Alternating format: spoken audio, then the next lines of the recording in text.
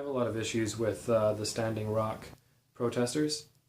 They're protesting an oil pipeline, and the battle cry is that there is a risk of an oil spillage, and therefore their drinking water could be affected if there is an oil spillage. So they're defending their rights to clean drinking water. And that got a lot of libertarians to rally for their cause. But I just like to talk about the methods they're using in order to try to change what's happening with this pipeline.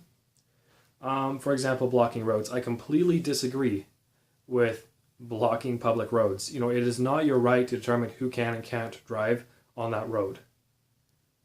You can't just say, I'm angry, therefore you're not allowed to pass. You're forcing confrontation with police, and they want to force confrontations with police because it looks good for them. It gets more people to rally to their point of view when you see this clash, because a lot of people have a strong bias against police in the first place. So when you force their hand, you force them to come out and say, hey, get off the road, you can't be here. Well, then, that's a way that they can get a lot of views and get a lot of support from the media and grow their numbers. So that's one method I completely disagree with. Another method is trespassing. When you're going upon someone else's property, when you're unwanted, and they're trying to do that. There are, barriers of police officers protecting the site from anyone coming over and vandalizing it. And if you tell me, well, they're not going to really vandalize it, they just want, a better view so they can protest with their signs better. Protest to who? There's no one out there. It's the middle of nowhere. There's not a government body that they are trying to persuade to be on their point of view. They are holding signs, but there's no one else out there. They have cameras around, but really that's more of a for show thing that they have all these signs. Imagine if that wall of cops wasn't there repelling them from passing through. All right, well, now you have a bunch on the site. Is it possible that some might sabotage the site, that some might wreck equipment or vandalize, or, endanger their own lives and lives of others by standing in front of heavy machinery? There could be a lot of dangerous things that happen, and a lot of vandalism and a lot of destruction, and a lot of violence that happens if they are let through.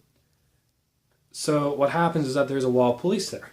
Now, everyone cries bloody murder about the methods the police are using to repel these people backwards. And they're using non-violent methods.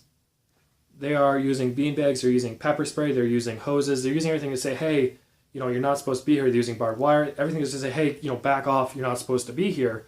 This is someone else's property. You can't do that. But then, the police are portrayed as horrible, horrible people who are just mean and cruel. And, that's not the case at all. And it just really upsets me to see a lot of libertarians flock to this movement because, it has the words, like water rights attached to it. And therefore, they have to be justified. And I see a lot of libertarians fall into that trap. And a lot of it is also because, a lot of libertarians dislike cops because they dislike authority in general. The libertarian perspective is supposed to be that, there's our current hierarchy of authority that is wrong for some moral reasons, and then there would be the proper one that is based more around property rights and proper ownership, and that is the proper method of authority.